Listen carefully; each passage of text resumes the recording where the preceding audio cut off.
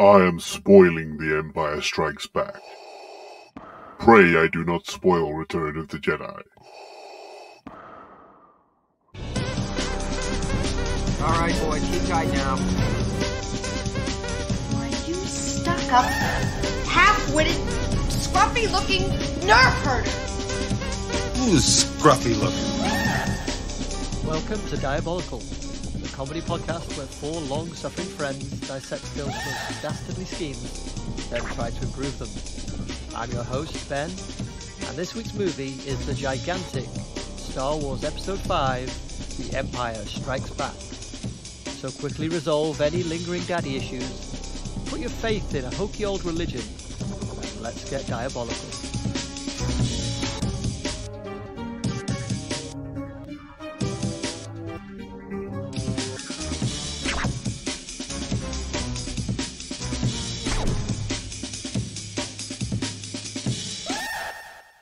Hello and welcome to the show. As usual, I'm here with three of the galaxy's most inexperienced fighter pilots, otherwise known as the Panel of Peril. Please introduce yourselves and tell us your favourite installment of the Star Wars universe, be it film, game, TV show, or otherwise. And as a cheeky bonus, tell us what colour your lightsaber would be. We'll go in reverse alphabetical order. Mm-hmm. Dun, dun, dun. Indeed. I'm Gaz, and my favourite Star Wars thing is that scene or two that Werner Herzog's in The Mandalorian, and he's all Werner Herzoggy talking about the entropy of life and so forth. Oh yeah, Yeah. That's very nice actually. And my lightsaber colour would be, they've all been done, haven't they? White. Let's have a white one. You're allowed to copy other colours. It's all right because there's a finite amount of colours. Okay, I'm still going white though. Oh yeah.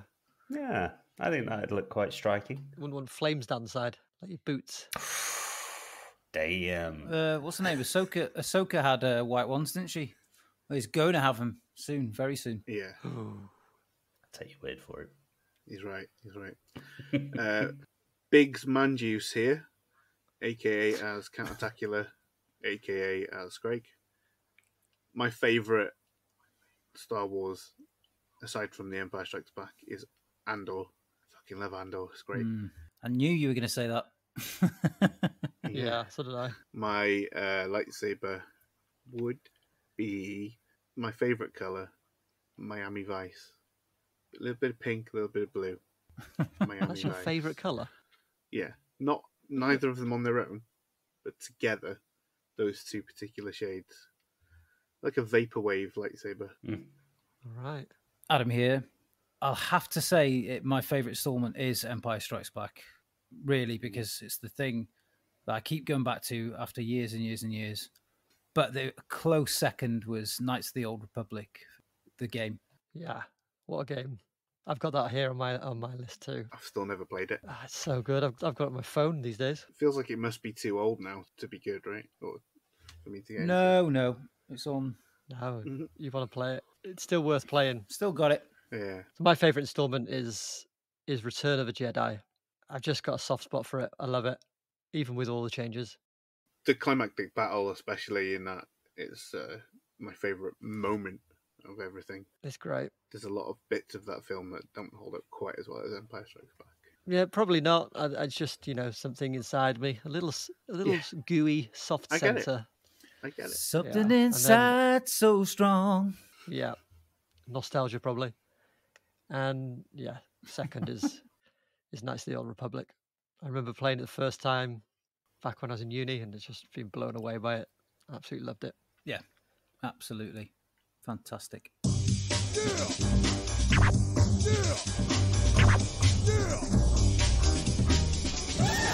Later, we'll be competing to see who can come up with the most diabolical scheme and earn wizard peril points for the diabolical leaderboard. But first, let's take our first steps into the larger world of this week's movie. The second part of the original Star Wars trilogy was released in May 1980 to mixed reviews from critics, who simultaneously decried the darker tonal shift and praised the bolder artistic ambition. Regardless, the film was a smash at the box office, going on to gross more than $500 million across its various runs, against a budget of $30.5 million. Creator George Lucas handed directorial duties to his former film school teacher Irvin Kershner and brought back stars Mark Hamill, Carrie Fisher, and Harrison Ford, who had become household names following the intergalactic success of the first installment in the series. The film begins with Darth Vader and his Imperial forces in pursuit of the Rebel Alliance, less than impressed by the destruction of the Death Star 3 years earlier. Finding them on a remote ice planet, the Empire defeats the rebels, sending them scattering across the galaxy.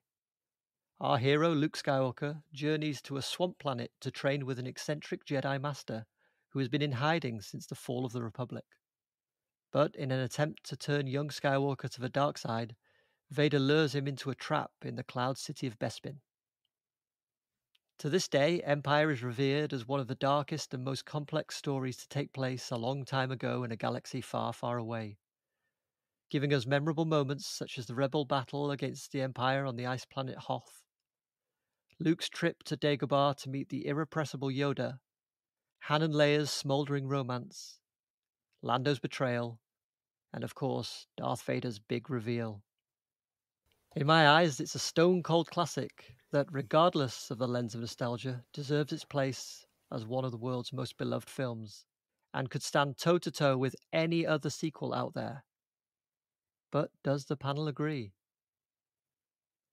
Adam, if you could conjure your review of this film into some yellow writing that drifts off into space at an odd angle, what would the headline say?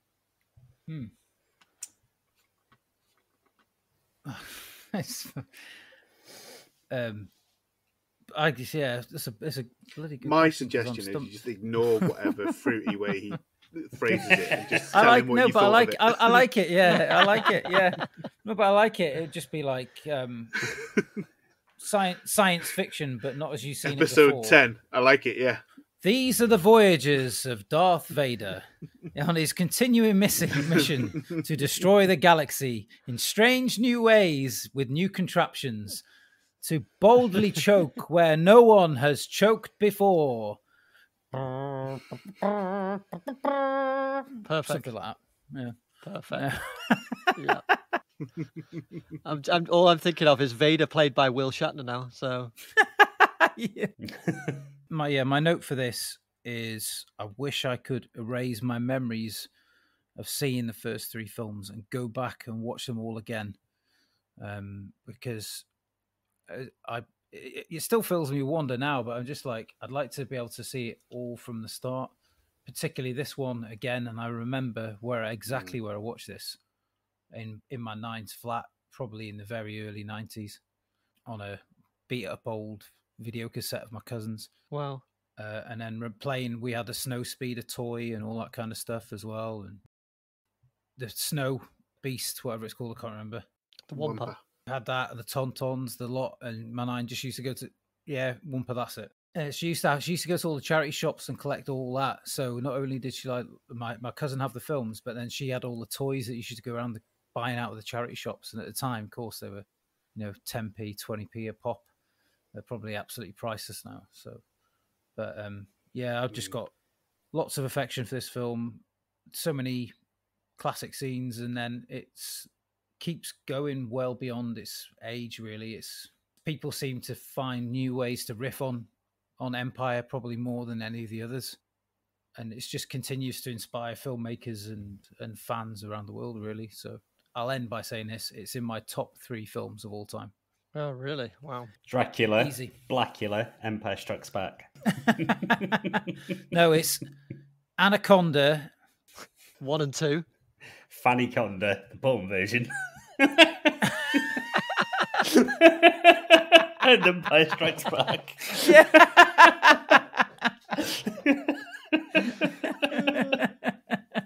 Yeah, it'd be great to erase the memory of Empire Strikes Back just to experience the twist, because it's such a cultural touchstone.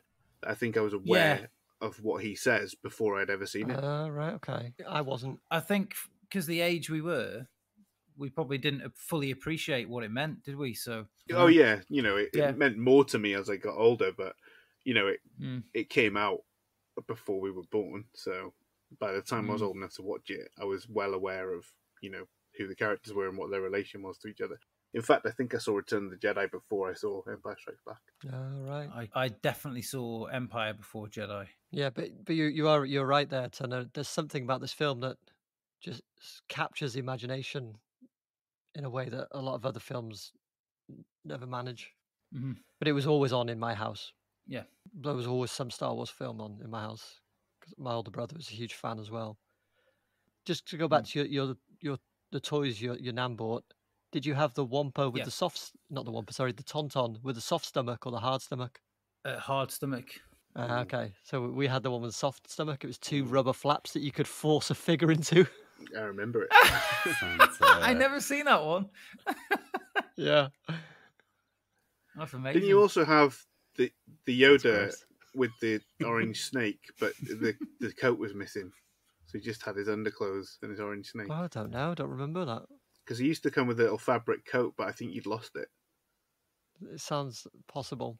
We had the Luke Skywalker and Vader with the lightsabers that went down their arm. You could bring. We them had out. that as well. The Vader with the lightsaber and the arm with the cloak. That's worth loads now, isn't it? If you've got the cloak as well, with the Vader slide with the thing coming out of the arm, that's worth an absolute fortune now. I was telling Millie the other day in the car that we were doing this for the podcast, and I mentioned the toys, and she says, "Where are they now?" Because I said, your grandma gave them away when I went to uni, and she went, "What?"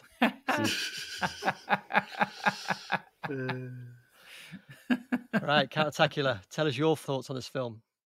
Not in a fruity way. Don't want to know my text crawl or some bollocks. Just give me straight up on the rocks. Yeah, there's a reason that it routinely tops, polls of the greatest films of all time. And to do that, you have to resonate with your kind of regular viewers and film critics who know what they're talking about. It's a much more accomplished film than the other Star Wars films. Irvin Kershner is a great director. The script by Lawrence Kasdan is a significant step up from the other movies in the trilogy. And I always remember something stuck in my head when the prequels were coming out and Simon Pegg had his meltdown over the Phantom Menace. Then when the first trailer started coming out for Attack of the Clones, he wrote a piece, like an op-ed in Empire, where he said, yeah, Star Wars, it's not Bergman or Fellini, it's Star Wars, and we shouldn't be expecting it to be high art. But when I watch Empire, particularly when I watched it for this with like an analysis sort of mindset, it's so full, it's so dense with brilliant visual motifs. It feels more like high fantasy than the other Star Wars films. It's got a lot of kind of, archetypal characters in it, sets that are evocative of other places. And I personally think it's an excellent movie. One of the best movies ever made.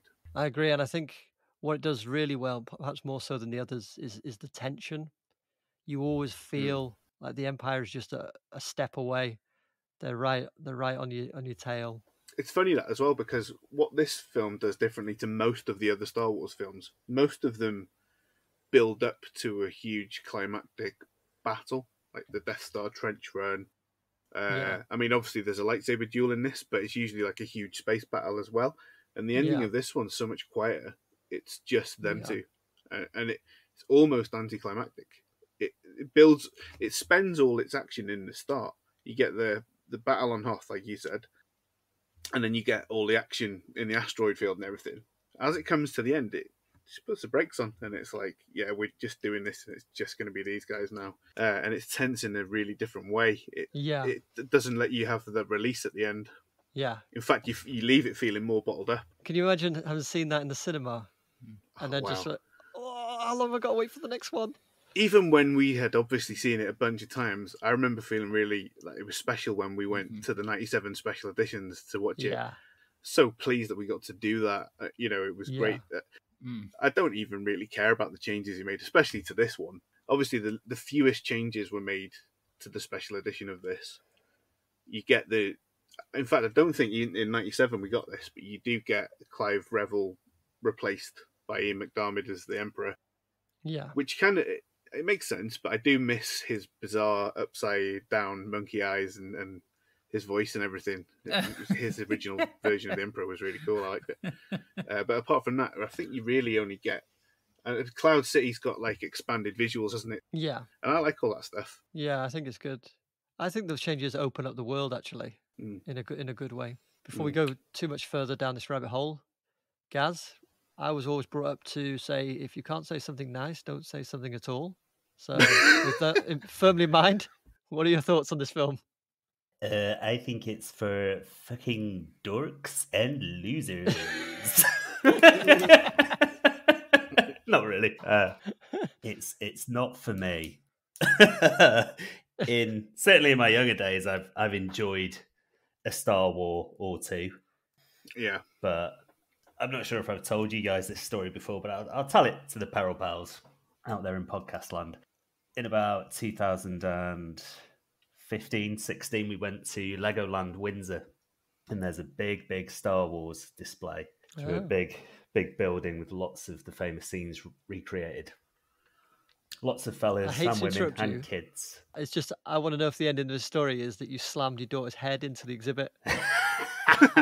No. There's lots of people, adults, kids, all sorts, getting their photos taken with these massive Lego displays. And round about where we got to the Battle of Hoth, ironically, from near the start of this very film, my wife, Becky, said to me, "Do you want me to take your picture with any of these?" And I was just like, I don't think I like Star Wars, you know? And we just sort of trooped out of the thing, just skipped past all the rest of it. And yeah, you know, I've seen all the mainline entries in the cinema, but beyond that... Seen Rogue One? No. Fallen asleep during it twice. Oh, wow. So I've seen probably about 20 minutes of it. No interest in seeing Han Solo. Tried Andor, couldn't get into it. Haven't watched season 3 of The Mandalorian, probably won't. So you're just not jiving with the universe. It's just not for me. I don't know what it is. Yeah. It just I just don't click with it. As people don't. So don't at me, angry nerds in the comments.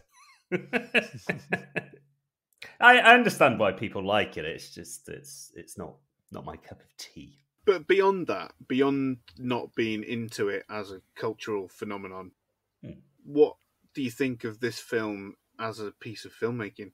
Oh, it's the best one, easily, by an absolute mile. But were you able to look past the kind of plot and look at it? Like critically? Not critically, really, but more like visually. You know, Lucas bangs on about things rhyming and how Star Wars should be able to work as a silent film.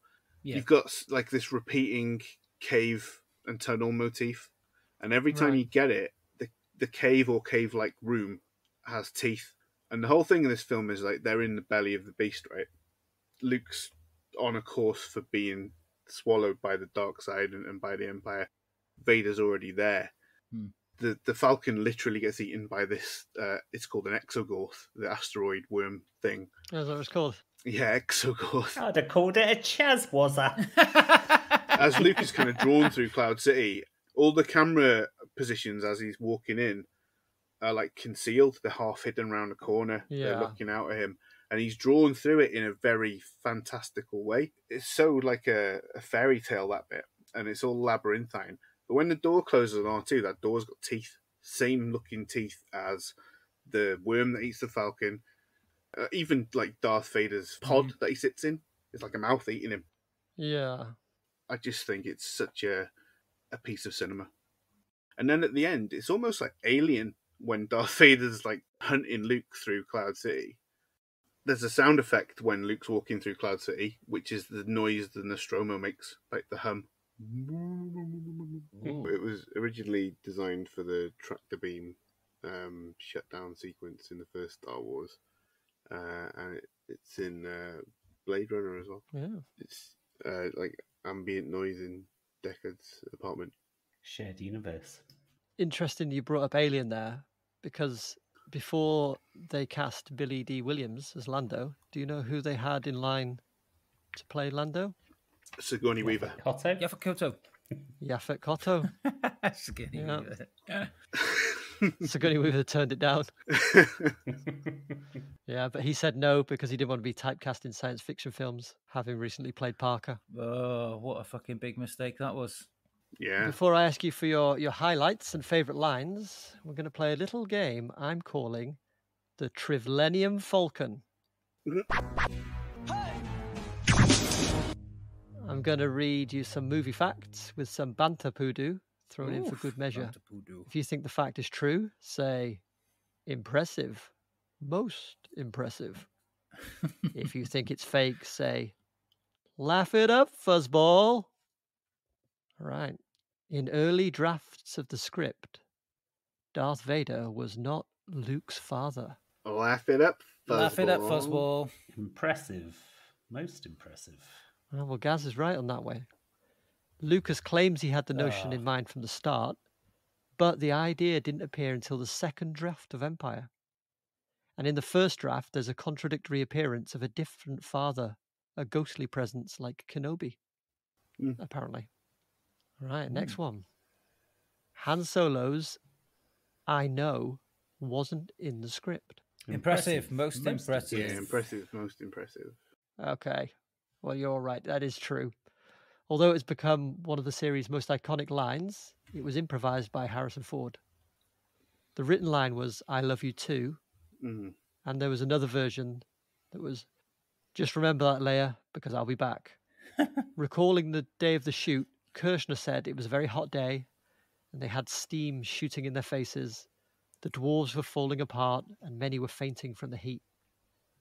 And he said, no, it's not right, even though everyone wanted to go for lunch. And this was the last shot they had to do. So he kept feeding lines to Harrison Ford, but nothing felt in character for Han Solo until Ford, frustrated, said the immortal line. Kershner immediately called lunch and he knew he had it. But in editing, George Lucas was horrified. He felt it wasn't true to the character. Kershner, apparently, he kind of held firm, and at a test screening, the audience roared and whooped when they said it, and Lucas conceded. He conceded that he solved it with a single line. Yeah, as he often does. All right, next one. In early drafts of the script, Yoda was known as Minch Yoda or the Critter. Impressive, most impressive. Most impressive. The other one, where they said, laugh it up, fuzzball. So that was in fact true. Over different drafts, he was also called Minch or Buffy, strangely, before they settled on Yoda. And he was originally a larger, slimy creature. Buffy the Empire Slayer. Well, you've done it again. Getting some kind of sweet sound effect for that. Yeah, you're not getting overture though. It's not overture worthy. No, he might.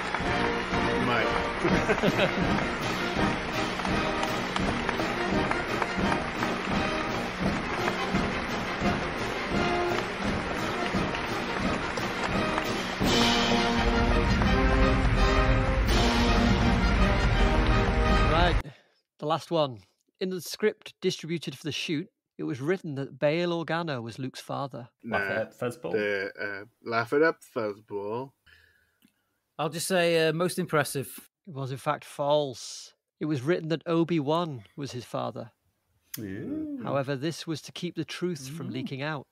Keep the truth from David Prowse specifically, who believed that he had said, Obi-Wan is your father.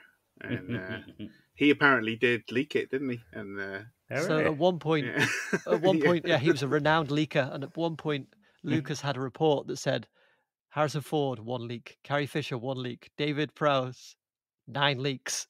It's like your broccoli system. 9 leaks. Yeah. 9 leaks. Harrison Ford's leak was an interviewer for Time asked him, where do we find Han Solo at the start of the movie? And he says, I blow a guy on the way over there. How's that? That was his leak. But that scene was sadly cut from the film, wasn't it? Yeah, yeah, sadly. Yeah. It was Chewie. in different ways. And the following scene was Han picking hairs from his teeth. It was like a 12-minute scene. Also, because Harrison Ford had grown a full beard for a different film, so that's how they explained it. It just got stuck on.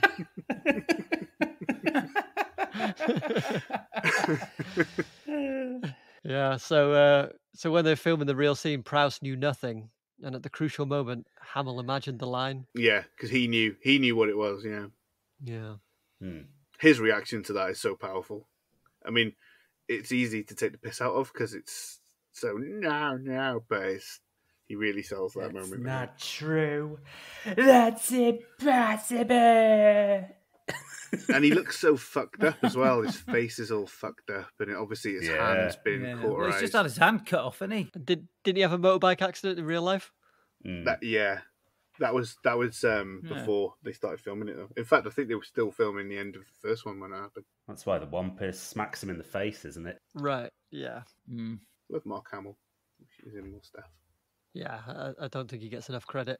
You know, the story of David Lynch being offered Return of the Jedi to direct it. I think sequences like the sequence we're talking about now with Luke being told who his father is are the most Lynchy in the series. That room is so bizarre and doesn't seem to serve any other purpose apart from looking nightmarish. You're just like, I think Lynch would have had a field day with this one. Yeah, it is very Lynchian. The carbonite freezing room, it looks like the planet where Vader fights Kenobi in Episode 3. It looks like it's made out of like Mustafar. Molten lava. Yeah, Mustafar. It looks like the inside of HAL from 2001. Yeah. And also we know Lucas was a big Kubrick fan, so... Oh, the influences...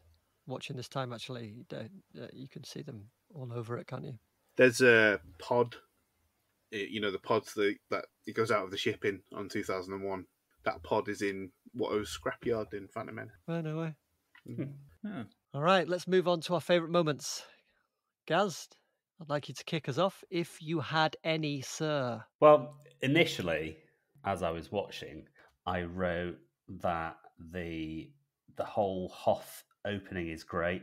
Little realizing that it runs for about 40 minutes, so I've narrowed it down quite considerably. In my head, I had that it was about 10-15 minutes, and I was like, Jesus, this is a lot longer. So I've narrowed it down to when the AT-ATs first appear, and there's a scout looking through a pair of binoculars, and it's filmed on like a grainy VHS type effect, and there's like a manual quick zoom in, and it's just that effect. It adds so much realism to the model effects. I think it's superb. That whole battle sequence as well, taking down the AT-ATs, hooking around them and tripping them over is genuinely, excellent. Really, really good. And the music as well during that, Williams' score is superb. Wonderful. I mean, special mention for that score throughout. That that adds so much to the tension and pacing of the film. You can't imagine it without it. It's a nice aesthetic as well. A difference from A New Hope to start it off on a snowy plain as opposed to being basically in a desert for the entire first film. So it's a nice visual change. Yeah, just pacing wise as well, it's quite different having Luke get captured instantly and so forth. So it's a nice sharp shock of an opening.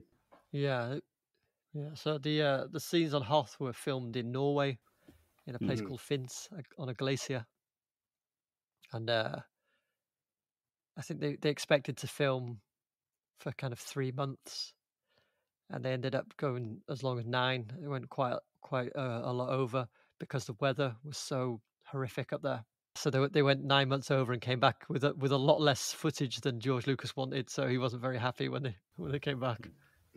All right, T-Dog, what are your highlights of the film? My favourite, I would say, is old Mr. Bronson getting force choked to death.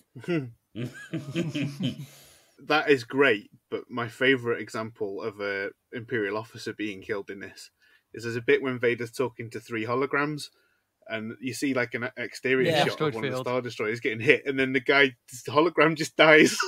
Amazing. Yeah, Funny yeah, as fuck. It's a very funny film, yeah. Empire Strikes Back. It's Yeah. very funny. But it's that particular death scene, and was it Kenneth Colley who plays him? I think I remember him talking about it to George Lucas, and he was saying, like, George Lucas was saying, you're going to have one of the most iconic death scenes of movie history, basically. And it is, and it's one of those ones that will stay with you.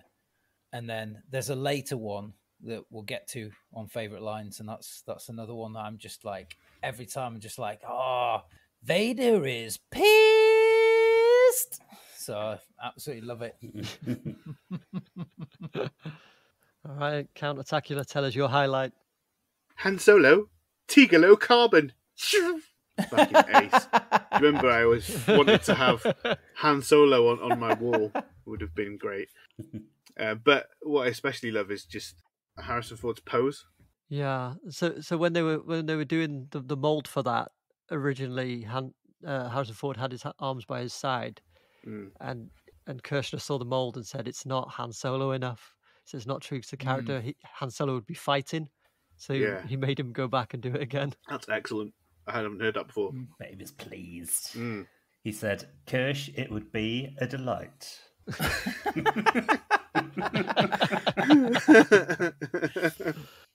I've seen some fridges that have got a fridge door with Han Solo and carbonite. Yeah. Nice. Yeah. Amazing. And I think the last one I saw was about $2,500. So I think that's quite steep, really. And given inflation, they're probably about $5,000 by now. Yeah. I do remember seeing a more affordable option, which was an ice cube tray. Maybe get that. Do you know that there was a practical reason for freezing Han in carbonite? Yes, so that Boba Fett could take him to Jabba the Hutt. No, well, actually, following the original film, Mark Hamill and Carrie Fisher signed on for 2 additional movies, but Harrison Ford only signed on for 1. Right. So they froze him in carbonite to give the writers options in case he didn't sign for the 3rd. Yeah, just say Han. In the text scroll, Han melted. Han died on the way back to his home planet. Or they just have him in it, but he's still frozen in carbonate, and he still pilots the Falcon, but he's like that one from Airplane.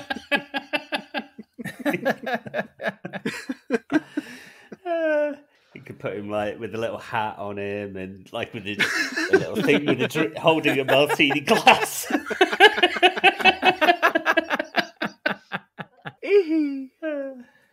Beautiful. That's good. I mean, there's all the highlights, like the big ones that everyone knows, the reveal at the end. But one thing I really love throughout this is the costume design, particularly the Imperial costumes. I think the Snow Trooper might be my favorite of all the uniforms. I love it. Just something about it. It's terrifying. Leia's Snow uniform's great. Yeah. You look good in that. Yeah, I think I could pull it off. Obviously, Han Solo just refuses to dress for the weather, except when he goes outside. When he's inside the igloo, he's just dressed like normal. Everyone else is freezing their tits off. But he's just got a Wookiee to come around and hug him if he gets chilly. In the igloo, as you call it, in the Rebel base on Hoth, they actually built a full-size Millennium Falcon. Yeah, that's great when they're working on top of it. Seen the clip? I think we talked about it before, where you get to hear Chewbacca's real voice talking to Han Solo. It's funny as fuck. It reminds me, as I was saying, what I love about this film, and you don't think about it very often, is how funny it is. Yoda's really funny. Like, he's genuinely funny when you first meet him. Yeah, a little mischievous. Well, help you not. One of the best jokes in this is when the Falcon won't start, and Leia says, "Would it help if I get out and pushed?" And Han's like, "It might." Star Wars forgot how to be funny when it came back, I think. Yeah. Because it was really great.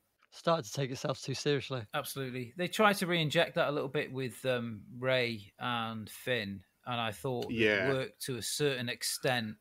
Yeah, it wasn't bad. Unfortunately, John Boyega didn't get the credit he was due. He was great All the in yeah. Force Awakens. Yeah. The other thing that I find really funny in this, just a little moment that's just so funny, is when Luke's getting ready to fly the X-Wing to Dagobah, and he's looking at what R2's saying to him, and he says, "No, I don't need you to fly. I'll fly."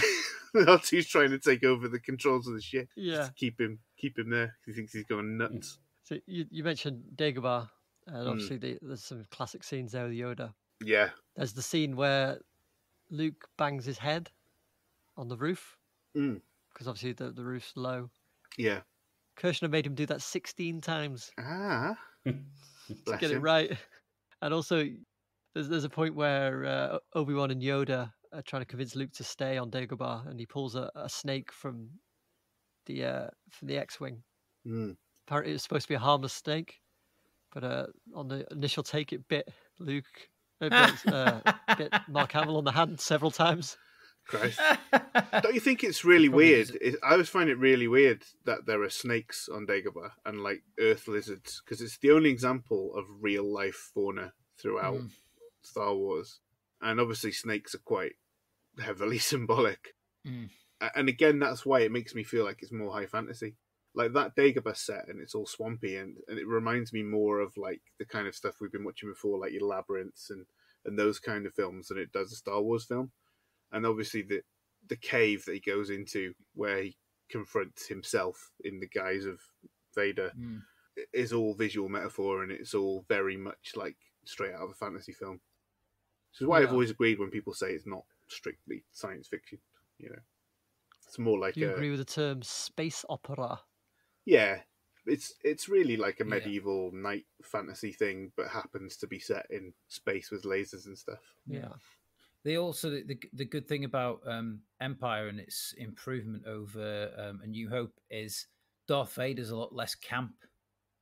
So he's very he's genuinely terrifying.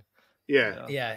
That's what this is the thing I love about this so much. But it's the amount of emotions that Darth Vader's the character goes through, and it's like this steely, hugely frustrated, and then at some points molten anger at the rebels and sad too, trying to convince. But then he swings the other way completely. You know, there's that compassion he has for his son when he reveals that he's his father, and it is compassion. There's points in that lightsaber duel when he could kill him and he doesn't. He like lets him get away and stuff. And he looks so fucking sad when he drops into the chasm and when he gets away. That whole lightsaber fight, it's the father-son equivalent of still being able to out-sprint your son in a race for years. And then and he's just like going, I can run faster than you, Luke. There's no point. I'm gonna beat you in this race. There's no point. That's the reality. Yeah, I have the high ground. Don't try it. Yeah. Do you think being sucked into the exhaust ports after Luke falls, after losing his hand, do you think you'd get some kind of skin burns sliding down that? Yeah. I've had skin burns on slides, and you're meant to slide down them. But then he'll just go back into his back to tank. He kind of floats a little bit, doesn't it? Because he kind of gets sort of drawn in, and he kind of goes... Little air cushion. He's using the Force, isn't he? He's steering himself in there with the Force. That's what he's doing. Yeah, but still sliding down that metal, I reckon you get some good burns. Yeah, maybe. Anyway, Count-Tacula, while we're on you, can you share your favourite line, please? Yeah, it was tough, because as ever, I got two, but I picked one. It's good shot, Jansen. You son of a bitch. All right, if Gaz wants that, let's pretend I didn't say it. I'll say it was easy because I've got one that's a real standout, and it's Captain, being held by you isn't quite enough to get me excited. Sorry, sweetheart. We don't have time for anything else. Very good. What's yours, Gaz? Oh, it's easy because there was one standout, and it's good shot, Jansen. You like that one, do you? That's fucking brilliant. I think Ewan McGregor's uncle, what's he called? Dennis Lawson. Dennis Lawson. By and large, he's a good actor. Do you remember he was in Holby City? He's really good in that. But in this, he's fucking awful, isn't he? Atrocious. can't deliver a line to save his life. But the way he says, "Good chat, Jensen," just cracks me up because it's so stilted. It's like they invited him along to make this film, and he got there and he's like, "What the fucking hell is this?" And he's just like, "I'll just say whatever they want me to say at the pace they want me to say it. Take my check and I'll go." Nice day's filming, Lawson. I bet that's what they said after he walked off. He's like, who am I reading for? And they went, "You're reading for the part of Wedge Antilles." And he's like, "No, I'm playing one of the. I'm not playing. What's it? What? I'm playing a human, right? Yes, it's Wedge Antilles." Speaking of the naming of characters, there's a character called Dak. I think you remember in the snowspeeder scene. That was named by George Lucas doing his typical naming characters after dogs thing. All right. Yeah, it was named after the Dwayne Durham, who was the assistant editor. He had a dog called Dak, and so that's where the character name came from. It's an odd name, Dak, isn't it? For a dog or not? Yeah. So the big one is Indiana, and George Lucas got the idea for Han Solo having Chewbacca as his co-pilot from driving around with Indiana in the car in the passenger seat next to him. I think we said that on Doom, didn't we? So if you check out our Temple of Doom episode for more fun facts about dogs and George Lucas. Do you like dogs? Do you like George Lucas? Do you like fun facts? Then check out our Temple of Doom episode. Right, T-Dog, favourite line? Well, I was going to have like one of the Yoda ones because he's got loads of boss things in this, doesn't he? Like, do or do not, there is no try and all that bullshit. But I have to go with what I said before, which is this one.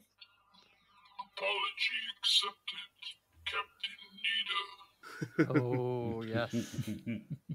Well, that's quite camp, isn't it? After saying that he's not as camp in this one, he might as well turn to the camera and do Roger Moore eyebrow.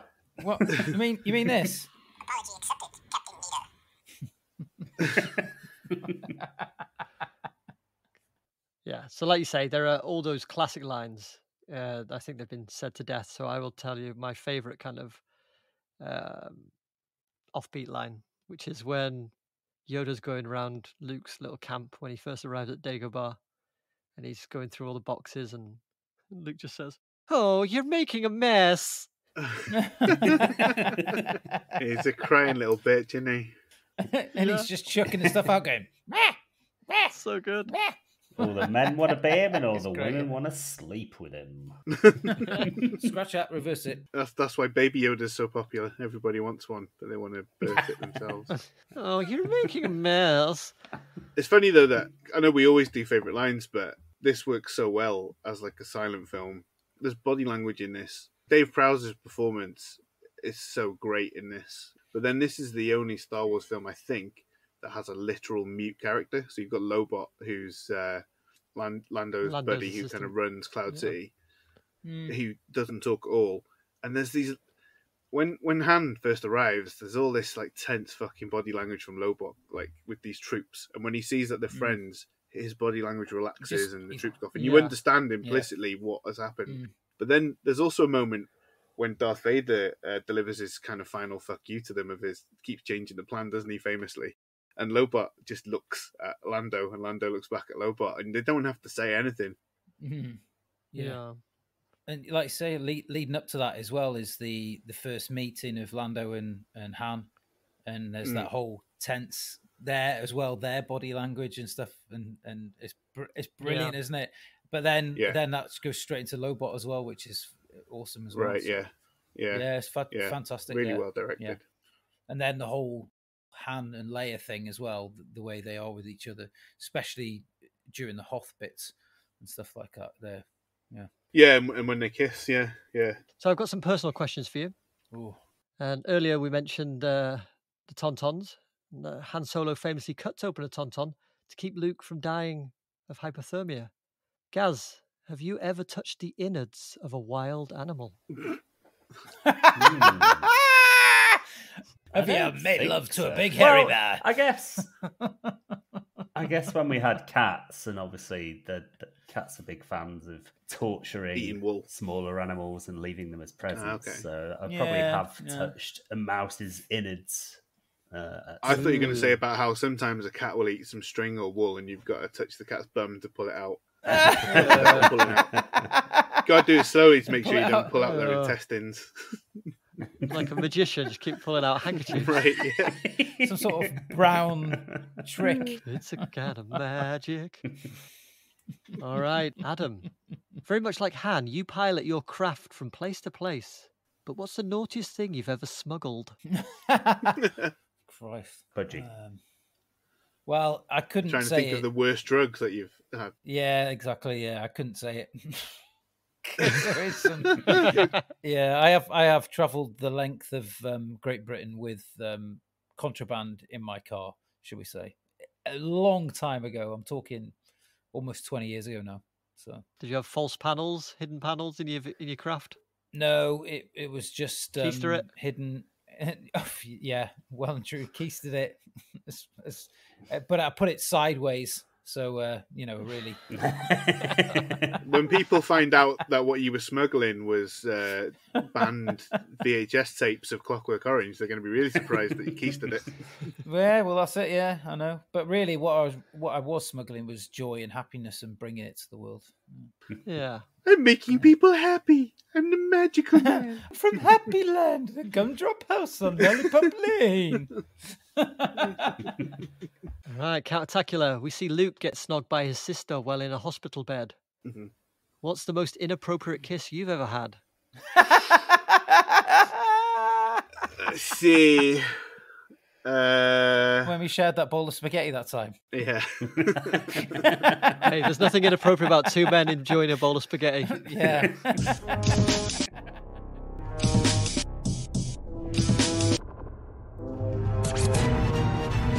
All right. Let's move on to the villain's plot. Desperate to turn young Skywalker to the dark side, Darth Vader captures his companions in order to lure him to Cloud City. While Luke isn't able to rescue his friends, he is able to escape and keep from the clutches of the dark side. So, Adam, what did you think of Lord Vader's scheme? He covers quite a lot of the bases, doesn't he, really? And he does what he sets out to achieve. And he even, with the old bounty hunter thing, he makes sure that should his plan fail, that he's got a backup. And I personally think it's probably the best plan that we've had on here. The only thing he doesn't do is successfully convinces his son, his goody two-shoes son, I might add, to join him having a good fun time. Countertacular. Yeah, he captures Luke in the spider's web, doesn't he? But he, not for the first time, underestimates the power of sacrifice that Kenobi has very sort of overtly displayed to him in the first film. He still doesn't understand what happened there and what he meant, but that the power of that moment was that Luke does the same thing, essentially, which he couldn't have predicted, because obviously we don't see it until later, but it's all implied in his history. We kind of know a bit. Is that he gave in, he took the easy route, the dark side, and wasn't willing to sacrifice, as that turns out to be his whole downfall. So I think his plan, though, is pretty flawless. He didn't understand his opponent. Indeed. You mentioned Obi-Wan there. Did you know for this film, Alec Guinness spent 1 day filming his parts? I can well imagine he's not in it much, is he? He's a looming presence, though. Don't give him that. Apparently, he turned up at 8:30, was finished by 1, and was paid 0.25% of the film's gross. Yeah. That, right, nice. Which ended up being millions. Yeah. He got a sweet deal out of that, yeah. I thought you were going to say thruppence then. He was so Millions, my friends, savvy. for 4.5 hours work. That was his contract on the first film, and George Lucas, because, nobody wanted to make it, really, and he waived his director's fee and took a cut, and was it Alan Ladd who was president of Fox? Was like, yeah, all right. And the merchandise as well, wasn't it, Lucas Scott? Merchandising. We got the picture's name on Spaceballs, everything. the flamethrower. And last of all, but not least, me. May the Schwartz be with you. Right, Gaz, what do you think of Vader's scheme? Yeah, it's good. He gets Han Solo. He's quite possibly ground his son down enough to finish the job at a later date. So I'd call that pretty successful myself. Yeah, I'd have to agree, and I'm gonna go, because it's such a dark and dastardly film where the bad guys, you'd say, get the better of the good guys. I'm going for, I think it's a high. I can't remember how high we've been before, but 13 Florence and broccoli. I think that's it's a joint high. Top banana, yeah, top banana. Top broccoli.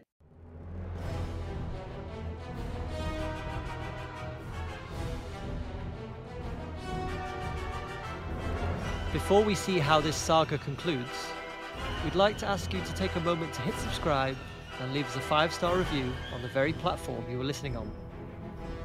It only takes a moment, but it really is the best way to help us keep making these. So, come on, don't make me force you.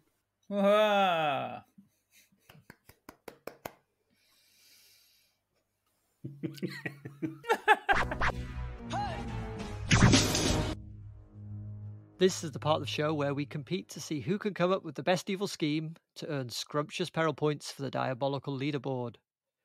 We'll each share an alternative plan and vote for our favourite at the end.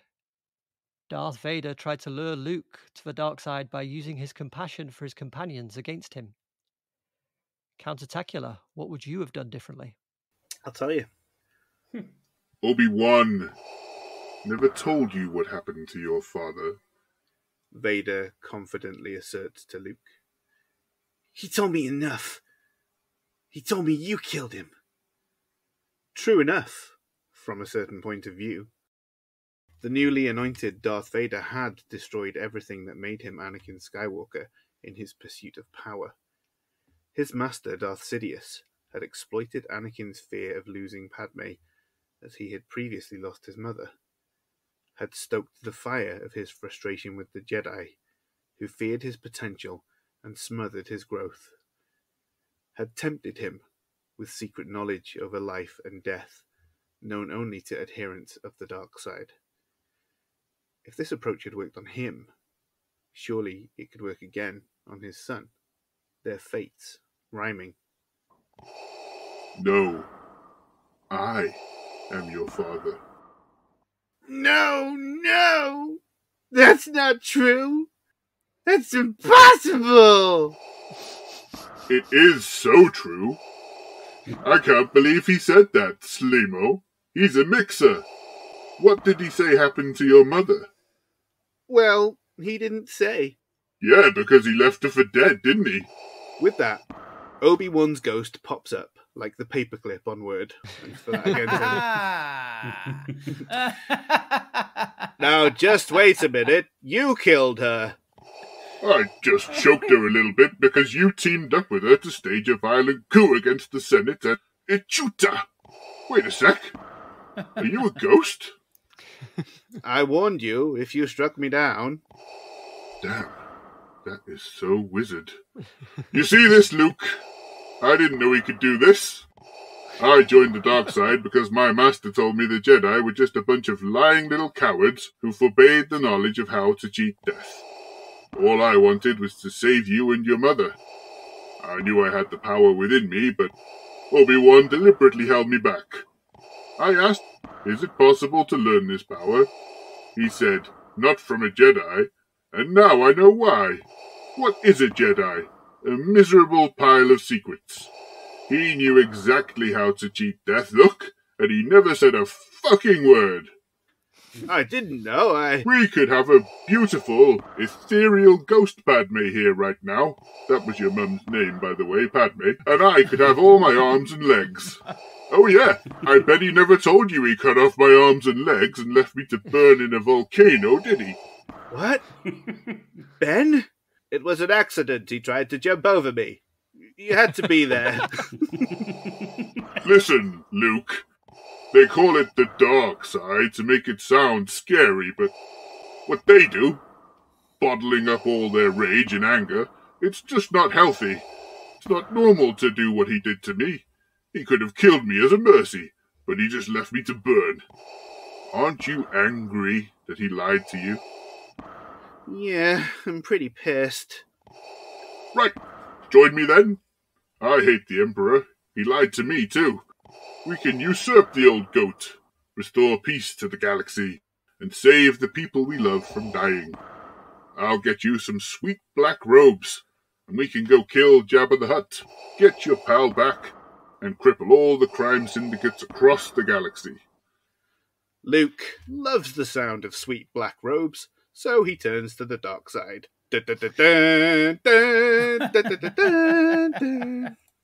Very good. Yeah, excellent. So, to recap, sweet black robes. Yeah.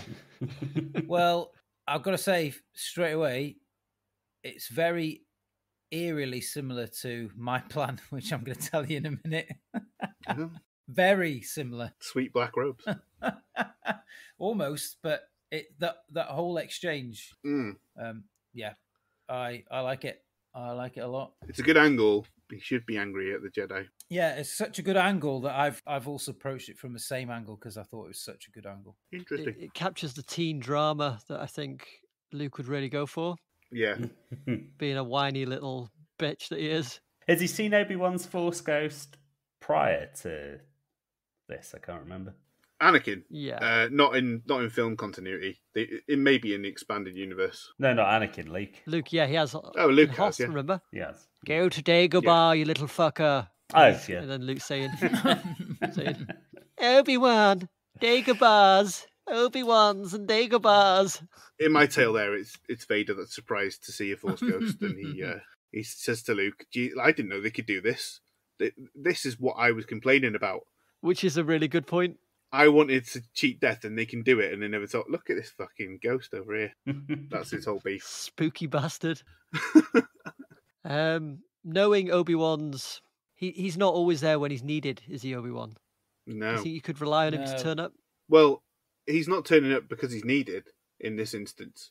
He's turning up because Vader's accusing him of something, and he wants to settle the score. He's hang on a minute. Whoa. So he's very self-interested. Okay. Right. I think your analogy was correct. He turns up like that fucking little paperclip, and nobody needs him to turn up, and he just pops up. Oh, guess who it is? Old smarty pants McGeezak. If we haven't talked about it on the pod before, and I can't remember if we have or not, I was once in the pub with Turner, and we were talking about David Dickinson. Dickinson's real deal. And people come in and they put their antique on the table. They talk to another valuer who offers them something, and every now and then David Dickinson pops up like the paperclip on Word to give them a little piece of advice about their antique. I gotta say, it's an absolute Bobby Dazzler. That's funny. All right. To give us a bit of variation, if there's no more questions, let's go with Gaz. I'm Darth Vader and I'll do what I like. Oh, mate, replies Luke. Look, don't make me, mate. I'll knock your bloody block off with my fists and finally my lightsaber. Look at it. Oh, mate, I don't think that's very cool of you, actually. I don't bloody care. My dad's the Emperor, and he says, Darth, he says, Darth, you're my special little lad. Don't let anybody give you any lip about your flamboyant cape or your 1970s Milky Way Galaxy-style electric doodad on your chest. Don't do it, Darth. You tell them. You don't bloody care because your dad is me and I'm the Emperor. And I said to him, I will do that.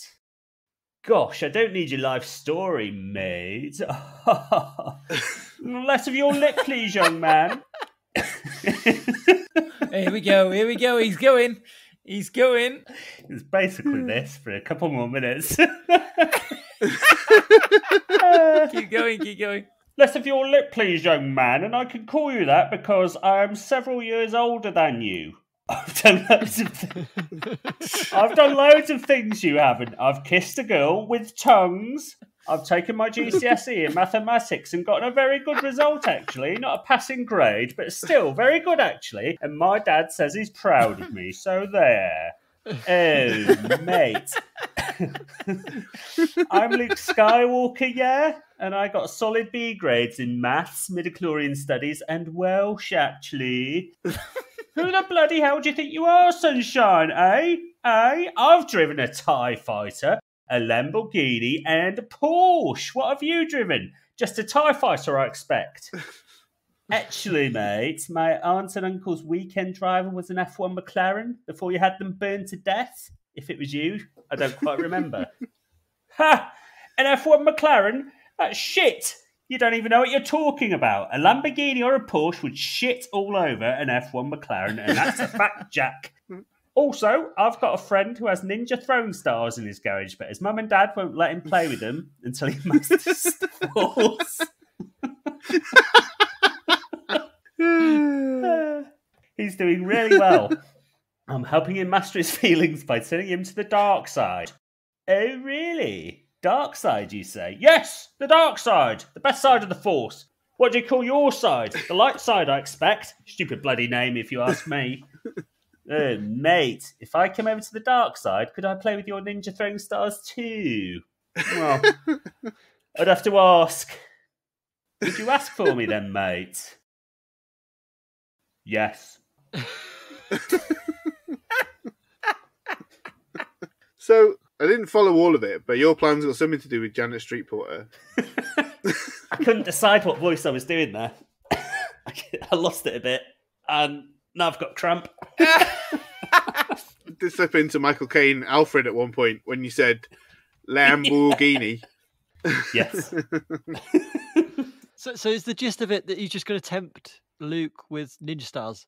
Yes, because what young man throughout the course of his life has not been tempted by ninja throwing stars? By the shiny metallic allure of ninja throwing stars. As the old saying goes, those ninja throwing stars are so tempting, I would turn to the dark side. That's where you got the idea from. Yeah. Oh, yeah, of course. The old adage. The old wives' tale / saying. Yeah. I remember my grand saying that. I think if you don't take this too literally, what we're getting is you could tempt Luke to the dark side by appealing to his kind of teenage desire to be cool. Yeah. I suppose you could in a way. Gaz did take it very literally, though. I see. You just confused him there. I suppose it's a happy byproduct of having the ninja throwing stars that it automatically makes you cool. Right. That which he covets doth make him cool. Are there any other shiny toys you could tempt Luke with? Samurai sword. A new speeder? Cylon face mask. A gift certificate for Toshi Station to get some power converters. Yeah. A gatefold vinyl LP of the wall where it's got like the printed disc. It's got the picture on the disc. That'd be pretty cool. Hey, teacher, leave us kids alone. Oh, yeah, you'd be sowing rebellion on a musical level. Pink Floyd is shit. All right, any other questions for Garenio? I don't think so. Nah, not worth it, is it? All right, Adam. As plans go, Vader has played a blinder. He's captured some very, very important rebel leaders and lured his unsuspecting son in an attempt to get him to carry on in the family business of crushing people's windpipes with the Force. Lubberly. Problem is, Luke is the kind of kid that does his chores and washes his hands before dinner, and he's not keen on inflicting pain and suffering on others. How can Vader, who has been an absent father on a dark side lost weekender, convince Luke to join him? After Vader successfully gets Luke to Cloud City, he pops him up in the carbonite facility, just like in the film, but with a few subtle differences. The Force is with you, young Skywalker, and you're much more than I ever expected. I don't know what you're talking about. Obi-Wan never told you your father is still alive, and not entirely in a good state. He told me you killed him. No, you big dafty, it's me. I'm your blinking dad. Impossible! I'm telling you, I'm your dad. Have a think on it. Are your balls tingling a bit? That's how you know it's the truth. Nuh-uh! Obi-Wan, he's been keeping loads of stuff from you. Why do you think he's always dead cryptic and vague in what he's saying? He's lying through his teeth, son. But your troops killed Uncle Owen. He was a pedo. That was our galactic pedo unit that killed him. Those droids had more in their memory banks than just plans for super weapons, you know. Come to mention it, I always wondered why I couldn't remember finishing my blue milk before bed. Do you like speeders, yeah? When the Jedi only give you a crappy speeder and keep telling you to slow down and don't run over that Jawa, well, the dark side is like having fastest speeder in the galaxy. As soon as you pass the test, you can flatten anything you like. It's proper war. Why does your voice sound like that? Long story short, I had a fight with Obi-Wan and he left me for dead. Chopped me blinking legs off and left me burning on Mustafar. I need this gear to live. Obi-Wan did that to you? Yeah, and he was always holding me back, telling me to slow down and lying to me about the bloody Force, a blinking snake. Yoda tried to stop me from coming here, said I wasn't ready. Don't get me started on Yoda. He always thought he knew everything, could see the future. He couldn't see this little green nose on his face. Wanted to stop me being trained in the Force. Well, look at me now. What will happen to my friends, to the rebels? Your friends can stay here. It's nice here. Do you like that princess? Something about her, I can't quite put my finger on it. It doesn't matter, Luke, who rules the galaxy. Rebels or Emperor. It's all part of the same system. They both need getting rid of. We can start something new. Something good. Come with me, Luke. It is the only way. I'll show you how to do a Force choke. You son of a bitch. I'm in. Very good, very good. Very good. So you can see why Craig and I were along the same wavelength with that one. Reminded me of one of Gaz's plans. Speed, was it? Gruff North Yorkshire accent. It's the similar thing, kind of like what Craig was getting at in a way, that Luke has been lied to by Obi-Wan and by Yoda and stuff like that. And the same way as Vader had been lied to as well. So I was trying to get them to bond over that kind of issue there. It's quite similar to the plot of the sequels, isn't it? In the sequels, Kylo Ren wants Rey to agree that both the Jedi and the Sith should be forgotten and they should start something new. Yeah, but he doesn't really. He's not. He's just more forceful than he is trying to convince her. He's just like, "Oh, I'm telling you, this is what it's like. I'll fucking do it or get out. Yeah, fucking do it. Oh, fuck off, will you?" Yeah, I took it that he was fibbing, and they're gonna bump off the Emperor, but it's still gonna be the Empire. So, I'll have all the stormtroopers there. They can be my army. Yeah. That's it. Yeah, don't want to get rid of them. Yeah. It cost a bloody fortune to make in a vat. That's it. Yeah, don't throw the baby out with the bathwater. That's it. Exactly. Yeah. There's always got to be something new, but it's not going to be the rebellion, or it's not going to be the Empire. But it'll be something new. It'd be like New Labour, wouldn't it? All right. Any further questions? No. All right, then I will bring us home in a manner befitting the podcast. Seducing someone to the dark side is very much like making love to your partner. It's a vicious struggle for power based entirely on hate, fear, and suffering. If you've ever been in a long-term relationship, you'll know what I'm saying. Am I right, lads? Hey. Oh, yeah. Oh. Oh, yeah. Relationships, isn't it? Air Oh, indoors. sex. Oh, yeah.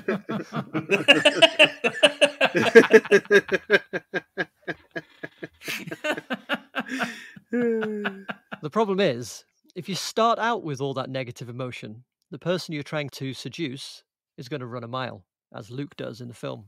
What Darth Vader should have done is start out slow. You know, like the early stages of a relationship where everything's fresh, new, and exciting. Since he grew up in a religion that frowned on relationships, he had no opportunities to learn any of this. So here are a few tips on attracting people from an expert. Me. Tip number 1. Peacocking. Dress in a flashy and colourful way in order to draw attention. Examples include bright shiny shirts, light up jewellery, or a colourful cowboy hat. So, Vader heads to the commercial district in Cloud City and picks up a sparkly sequin cape from Lando's tailor. And perhaps some neon tube lighting to accent his bulbous helmet. Tip 2. Never approach a potential partner from behind. Always come from the front, but at a slight angle, so it's not too direct and confrontational. Speak over your shoulder so it looks like you might walk away at any minute. So when Vader approaches Luke, he will do so diagonally, addressing him in a nonchalant, over-the-shoulder manner. He wants Luke to think that he has more important things going on than this conversation. Tip 3. Most potential partners respond well to routines involving tests, psychological games, fortune-telling, and cold reading. Vader will use his mastery of the Force to tell Luke a few bits about his future. I foresee that you'll soon receive some big news about your family. Or, I see a new darker look with a fancy glove in your future. Tip 4. Negging. Otherwise known as the act of emotional manipulation, where a person makes a deliberate backhanded compliment or otherwise flirtatious remark to another person to undermine their confidence and attempt to engender a need for approval. So here Vader might say something like, Nice lightsaber. Did your daddy give it to you? or, You're impressive. Most impressive. But I'm not sure you're quite right for the dark side. finally, with Luke frothing at the mouth for a sweet taste of the dark side, Vader should extract him to a seduction location, somewhere private but non-threatening. Vader immediately thinks silk sheets, wall-to-wall leopard print, and mood lighting.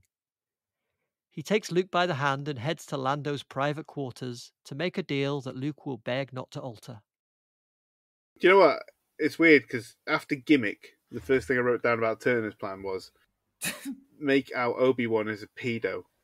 But your plan is the plan that I've titled Pedo Plan. Yeah, that is seducing his son. Well, Luke's of age, isn't he? Yeah, seducing his own son, though. Yeah, to the dark side. You know, he's just attracted him. The dark side of his fucking... He's not going to make sweet love to him. He's just going to, he's just going to make Luke really think that he's awesome and kind of fall for him in a very platonic way. What I do find interesting about your plan, Ben, is I think you talked yourself out of it before you really started. When you told us all that because of Vader's life, he doesn't know how to do this. All this advice you said was from you, peacocking and stuff. You're the expert. So how does Vader pull this off? He's read probably Men's Health magazine, probably. That's got loads of advice in it, isn't it? Does that exist in the galaxy far, far away? Probably. What I've been able to do more likely. is being in Japan for so long, I've kind of been able to find a way to prolong my life beyond death. Oh, I see. A kind of like an astral projection. So you're going to be able to live into the past a long, long time ago. Yeah, exactly. Wow, the cyclical nature of the universe. It's all cycles, my friend. Okay, let me just write cyclical nature of the universe, and then we can move on. I would argue that Vader does know how to seduce a lady. The way to seduce a lady is to fascinate her with a pear And then slice it in midair, yeah, exactly. And then you force feed her with it. Yeah. Literally. And then you tell her that her shoulder is smooth. And you don't like sand. Yeah. It gets in my vagina. It makes me feel all horrid. Like 20 minutes prior, she's saying, "Oh, Anakin, you'll always be a little boy." And then he's like, "Oh, your skin is smooth." And she's like, "I would fuck a kid and when he grows up." Oh, Anakin, that's hard. Is it carved out into portionate it? All right. So, since you have no way of picking apart my flawless plan, let's move on. I got one more.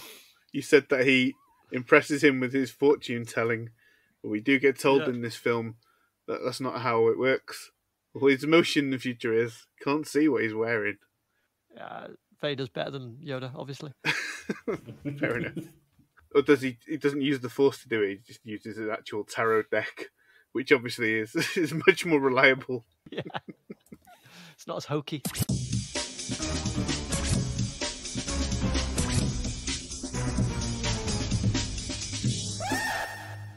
All right, some absolutely diabolical schemes there. Now it's time to vote.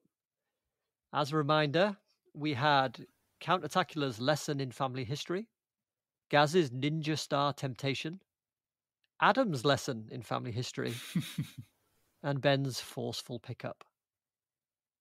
Remember that each vote is worth exactly 1 point for the leaderboard. No more, but certainly no less. Go on, Gaz, you look ready? Tell us who you voted for. I voted for the one and only T-Dog. T-Dog. For his wonderful T-Dog. Northern Vader. Thank you very much. I was hoping you might appreciate that, seeing as you're the one who spurned the first gruff northern tone. So thank you very much. All right. Adam, who did you vote for? I have voted for Buckaroo Benji in the Ninth Dimension. But who is that? Oh, That is Ben. I'm gonna assume that's me. Yeah, it is. Yeah. And Count Attacula, who have you voted for? The one and only T-Dog. Oh my goodness! Thank you very much. And it's a clean sweep for T-Dog because I too have voted Shit. for T-Bone. T-Bone. Jeez. Bloody hell. No, it was an excellent conversation with yourself. Cheers. So, Gaz, what does that do to the diabolical leaderboard? Quite a big change this week, apart from at the top. Because at the top, with 17 points, is still Count Attacula. But leaping into second place with 14 points is T-Dog Adam. Ooh. In third place with 13 points is Ben. And bringing up the rear once more is me with 12 points. I got a good feeling about next week for you guys. I think it's going to be in your wheelhouse. Well, speaking of next week, Count Attacula, you'll be hosting. So please tell us, what film are you insisting we watch? Well, I told you that at some point in this season, after we did 2001: A Space Odyssey, I'd treat you to my favourite Stanley Kubrick film. And so, the film we'll be watching next week is Barry Lyndon. Ooh, that'll be a first watch for me. I've never seen it. Never seen it. He's a G. Yeah. He's an OGG. He's something, all right. So that's it for another episode. Thank you for listening. Don't forget to follow us on your podcast platform of choice so you never miss an episode. But most importantly, tell your friends about us. Growing up, we were just plain old farm boys working on our uncle's moisture farm. But deep down, we knew we were destined for greater things. We need your help to fulfill that destiny. Tell your friends that we are the most entertaining group since Figrin Dan and the Modal Nodes. Even if you don't believe it in your heart of hearts. It's a white lie we can all live with comfortably until we're old and grey. Follow us on social medias at Diabolical Pod throughout the week for more weapons-grade drivel, and join us next time when we'll be delving into Stanley Kubrick's Barry Lyndon. And as always, remember, do or do not, there is no try.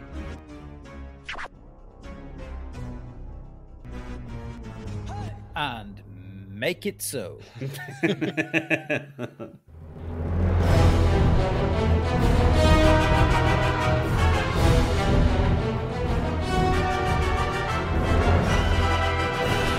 See how this saga concludes, I'd like to ask you to take a moment to hit subscribe and leave us a 5-star review on the very platform.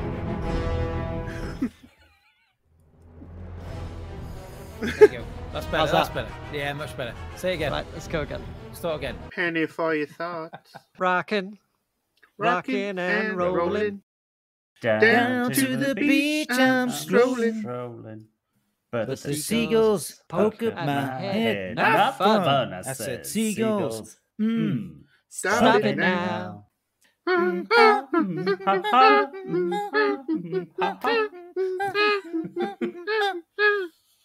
Everyone told me not to stroll on that beach. Said seagulls gonna come, poke me in the coconut. And they did.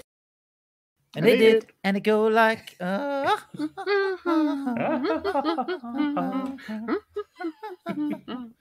nothing I could do but run when these birds attacked me. When I tried to run, I fell. Then these kids started laughing. And then got hit in the neck with a hacky sack. Where'd it come from? I could sing the whole flipping thing, but I'm not going to. Come on, carry on then. Run, Gotta run, jump. I can be a backpack while you run. Swing from a hairy vine. I can be a backpack while you climb. Run, jump, now stop. and stop. Put me down. I like to groove and boogie. Yeah. Show you some dance moves. Ooh. If I had No, I your don't want giant you feet to. out there on the beach, could have outrun those birds. You're a psycho wiener. Let me grab my beater. Ding, ding, ding, ding, ding, ding, ding, ding, ding, ding, ding, ding, ding, ding, ding. I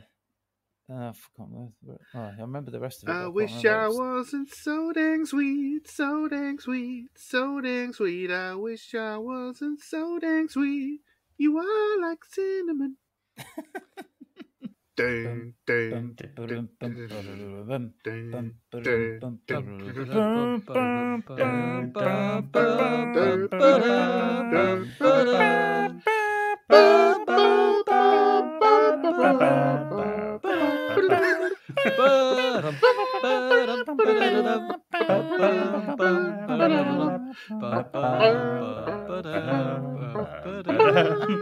It's really in time. It's good. That's music, baby. It'll